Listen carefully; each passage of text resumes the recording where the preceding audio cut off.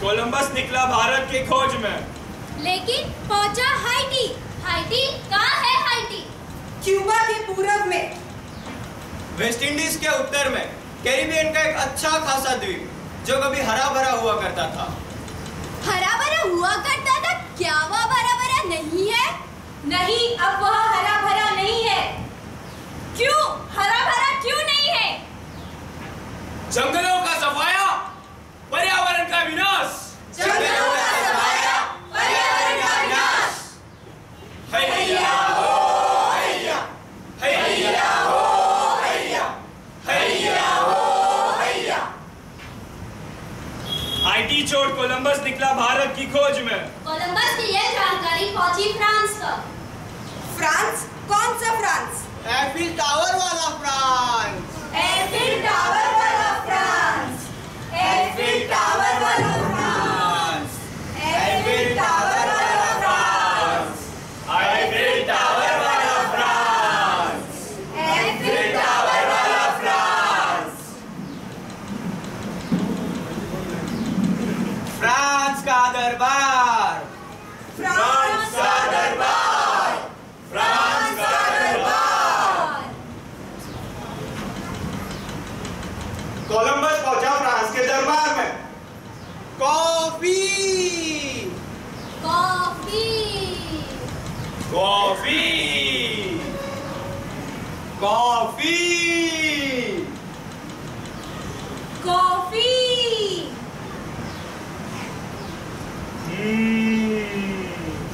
चीनी चीनी चीनी चीनी चीनी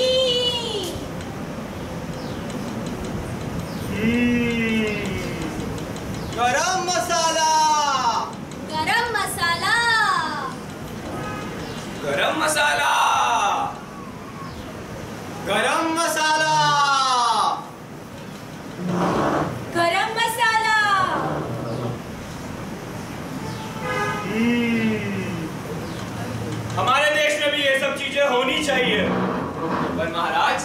हमारे देश में इन चीजों को उगाने के लिए जगह नहीं है।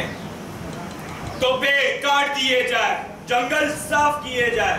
पेड़ काट, सुनो सुनो, पेड़ काट दिए जाए, जंगल साफ किए जाए। पेड़ काट दिए जाए, जंगल साफ किए जाए। पेड़ काट दिए जाए, जंगल साफ किए जाए। पेड़ कटते हैं ईंधन के लिए, पेड़ कटते हैं लकड़ी के लिए, पेड़ कटते हैं खाना बनाने के लिए, पेड़ कटते हैं ठंड से बचने के लिए, पेड़ कटते हैं भेड़ बकरी और गाय पालन के लिए। पेड़ कटते हैं दूध, मांस और ऊन के लिए। हाइटी की कहानी दोहराई गई मलेशिया में और पापुआ न्यू गिनी में। पापुआ न्यू गिनी, ये पापुआ न्यू गिनी कहाँ है? मलेशिया के पूर्व में एक सुंदर सा द्वीप, ब्राजील के घने जंगलों में, जहाँ कभी 230 आदिवासी जातियां रहा करती थी। बच रही है अब वहाँ केवल 100 जातियां। वहाँ भी जंगल काटकर शहर बसाए जा रहे हैं, कारखाने लगाए जा रहे हैं। पर्यावरण को दो बातों से पहुंचता है नुकसान, अधिक और अधिक समृद्धि, गरीबी और अधिक गरीबी। लेकिन हमें इन सब बातों से क्या लेना देना? ये तो हाइटी और मलेशिया की कहानी है। हाँ, मेरा भारत तो महान, हमारा देश सुरक्षित है, इन सब से मुक्त है। मुक्त नहीं है हमारा देश, अछूता नहीं है इन सब से। क्या बकवास कर रहे हो? अब हम गुलाम नहीं हैं, हमने बहुत विकास कर लिया है। नहीं होता विश्वास? ऑन करो अपना रंगीन टीवी। किस चेहरे को आपने पहले भी कहीं देखा है? मम्मी मम्मी भूख लगी है, बस 2 minute. Maggi Maggi Maggi. Netaji, स्वच्छता अभियान के मुद्दे पे कुछ कहना चाहते हैं? कुछ तो कहिए। India wants to know. Bharat की साक्षी ने अपना पूरा जोर लगा दिया है। साक्षी ने राष्ट्रीय इतिहास, महिला कुश्ती में कांस्य पदक जीतकर साक्षी बन गई भारत की शान। हाँ, ऐसा भारत तो सिर्फ टीवी में ही देखने को मिलता है। हकीकत ये है कि आज भी जंगल काटे जा रहे हैं। नए बांध बनाने के लिए, सड़कें बनाने के लिए, खेती करने के लिए, नए उद्योग लगाने के लिए, आर्थिक विकास के लिए, औद्योगिक क्रांति और विकास। औद्योगिक क्रांति और विकास। औद्योगिक क्रांति और विकास।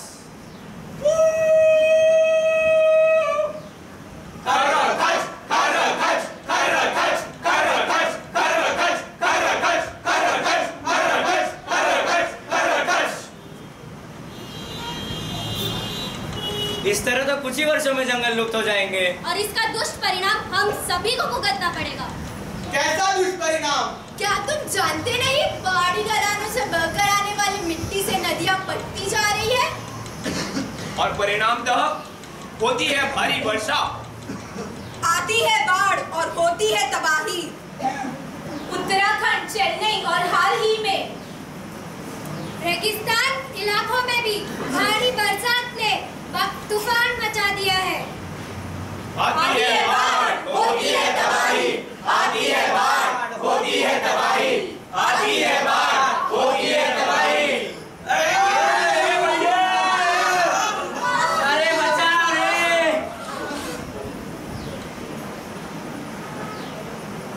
बाढ़ का दूसरा पहलू है सूखा।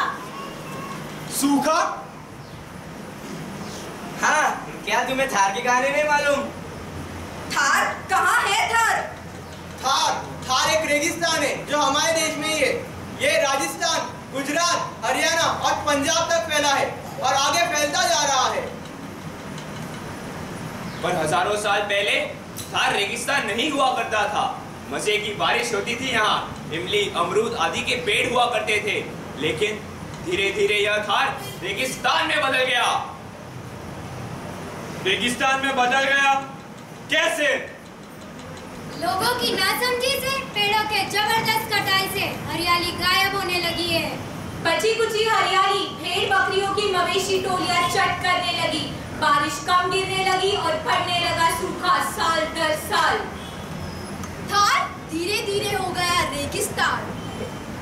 हर साल बाढ़ और तबाही। खेत होते जा रहे हैं बंजर। एक और सूखा तो दूसरी और बाढ़। इसी तरह जानबूझकर हम कुछ और बड़े खतरे मोल लेने जा रहे हैं। बड़े खतरे? हाँ, बड़े खतरे। आज भी नदियों पर बांध बनाए जा रहे हैं, जिससे बिजली पैदा की जाएगी नए कारखानों के लिए और सिंचाई के लिए मिलेगा पानी। मनुष्य द्वारा बनाई जा रही यह विशाल झील कितने साल टिक पाएगी? क्या फट नहीं जाएगी पहाड़ों पर से आने वाली मिट्टी से? अरे फिर भूकंप आ गया तो? हाँ, कभी भूकंप आ गया तो टूट जाएगा बांध और तबाह करके रख देगा पूरे इलाके को। क्या इस बर्बादी को रोकने के लिए कुछ किया नहीं जा सकता? क्या अब तक किसी ने कुछ किया नहीं है? किया है हमने। क्या तुमने अमृता देवी का नाम नहीं सुना है? अमृता देवी? कौन है अमृता देवी? राजस्थान के खेजरदा गांव की एक साहसी महिला अमृता देवी। खेजरला गांव के लोगों के लिए पेड़ उनके मित्र, उनके साथी सब कुछ है। वे लोग पेड़ों को पूजते हैं। एक बार वहां के मारावल ने पेड़ काटने का आदेश दिया। काट दो सारे पेड़, साफ कर दो पूरे गांव को। जी हुजूर। चलो चलो, रावली से पेड़ काटने आए हैं। क्या? चलो।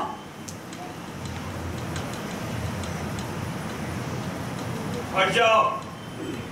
ये चाहे मुझे काट दो, लेकिन मैं पेड़ कटने नहीं दूंगी। हाँ हाँ, नहीं काटने देंगे। हुजूर, वहाँ पेड़ काटना नामुमकिन है। हाँ, लोग पेड़ों से चिपक गए हैं। क्या लोग पेड़ों से चिपक गए हैं? तो काट डालो उन लोगों को भी। जी हुजूर। हट जाओ। ये जंगल मेरा मायका है। पेड़ हमारे माई बाप है, हम नहीं कटने देंगे। चाहे हम कट जाए, लेकिन पेड़ कटने नहीं देंगे। नहीं कटने देंगे।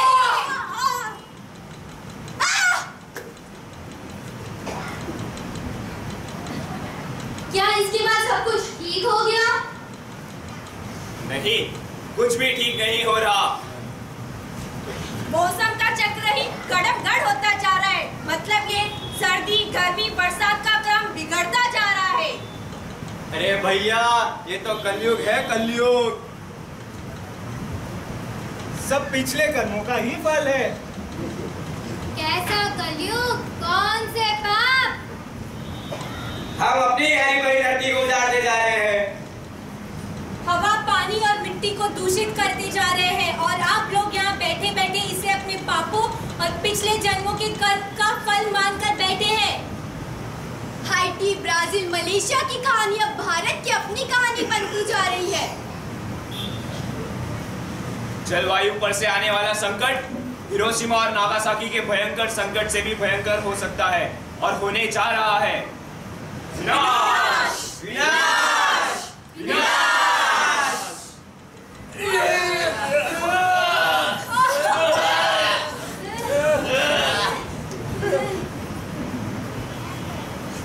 नहीं नहीं, ऐसा नहीं हो सकता। हमारी धरती को बचाओ। मनुष्य को लूले लंगड़े होने से बचाओ। देश को नागासाकी, हिरोशिमा होने से बचाओ। संपूर्ण धरती को विनाश से बचाओ। मानव जाति को विनाश से बचाओ। जियो और जीने दो। जीने दो उसे, उस नवजात शिशु को जिसने अभी ही तो लिया है जन्म। मत छीनो उससे उसका हक। मत छीनो तुम उससे उसका जीने का हक। ये धरती उसकी भी है, ये हरियाली उसकी भी है। जीव जंतु पशु पक्षी उसके भी है। शुद्ध वायु और शुद्ध जल उसके लिए भी है। कुछ तो बचा कर रखो उसके लिए। जिस रफ्तार से हम गैस, तेल आदि का उपयोग करते जा रहे हैं, उससे वह अगले 30-40 वर्षों में पूरी की पूरी तरह खत्म हो जाएंगे। हवा इतनी विषैली हो चुकी होगी, कार्बन डाइऑक्साइड की अधिकता से पृथ्वी तपने लगेगी। उत्तरी दक्षिणी ध्रुव के बर्फ पिघलने लगेंगे। समुद्र का पानी धरती को ढक लेगा। हवा के ऊपर फैली ओजोन की चादर जो करती है हमारी सुरक्षा, सूरज की खतरनाक अल्ट्रावायलेट की किरणों में उसमें हो रहे छेद, विषैली गैसों से बढ़ते जा रहे हैं ये छेद। अल्ट्रावायलेट किरणों से हमारे शरीर पर होगा ऐसा प्रभाव कि न जाने होंगी कैसी कैसी बीमारियां, जैसे कैंसर और न जाने क्या क्या। जीते जी मरने लगेंगे लोग, मरने लगेंगे जीते जी लोग। मानव के इस विनाश का कौन है जिम्मेदार? कौन है इस विनाश का जिम्मेदार? हम हैं इसके जिम्मेदार। विनाश किया है हमने। हाँ, विनाश का कारण है मानव के विभाव, मानव का लालच और अधिक पाने की चाह। तो क्या हम इसे बदल नहीं सकते? बदल सकते हैं। कैसे? कैसे? कैसे? विनाश का यह तांडव रुकेगा आभार के भाव से। हाँ, आभार के भाव से। संपूर्ण सृष्टि के प्रति हो आभार, उनके सद्गुणों को हो नमन, उनके कष्टों के लिए हो हमर कामना का भाव। हे मातृवत पोषिका, दिव्य भव्य पृथ्वी काय, आपके उपकारों के प्रति धन्यवाद, आपकी सहिष्णुता को सतत नमस्कार। सद्गुरु आशीष से ये मन धीर वीर गंभीर बने। हे बहनवत सार संभाल करने वाले दिव्य भव्य उपकार, आपके उपकारों के प्रति धन्यवाद, आपकी उदारता एवं मिलनसारिता को सतत नमस्कार। सद्गुरु आशीष से हम उदार हृदय मिलनसार रहे। हे भाद्रवत ख्याल रखने वाले दिव्य भव्य तेयुकाय, आपके उपकारों के प्रति धन्यवाद, आपकी तेजस्विता एवं निश्चल दृढ़ता को सतत नमस्कार। सद्गुरु आशीष से यह इष्ट साधना संकल्पित रहे। हे मित्रवत व्यवहार करने वाले भव्य दिव्य वायुकाय, आपके उपकारों के प्रति धन्यवाद, आपकी अक्रम सहिष्णुता के प्रति धन्यवाद। सद्गुरु आशीष से यह मन सर्वथा अपरिग्रह कपट रहित होकर आत्मसत्य में रमा रहे। धन्यवाद। हे पितृवत पालक दिव्य भव्य वनस्पति काय, आपके उपकारों के प्रति धन्यवाद, आपकी तितिक्षा त्याग एवं मौन उपकारों को सतत नमस्कार। सद्गुरु आशीष से यह तन मन वचन शरणागत रक्षक निष्काम कर्मयोगी सेवा भावी एवं उत्कृष्ट त्यागी बने। पड़ोसी की तरह रहने वाले जगत के सभी समस्त भूत भवी जीवों, आपके प्रत्यक्ष अप्रत्यक्ष उपकारों को सतत नमस्कार। सद्गुरु आशीष से हमें सदा सत्संग प्राप्त हो, हमारी अनंत भव्यता सानंद स्फुरित हो। हे सत्यागियों, आपको अनावश्यक कष्ट न देते हुए आज की दिनचर्या संपन्न हो। भूल चूक प्रमाद नियति संयोग प्राप्त आपके कष्टों के लिए खमत कामना खमत कामना खमत कामना। इस जीवन यात्रा में आप सदा सहयोगी रहो, हम परस्पर सहयोगी रहे। कल्याण वस्तु। पृथ्वी को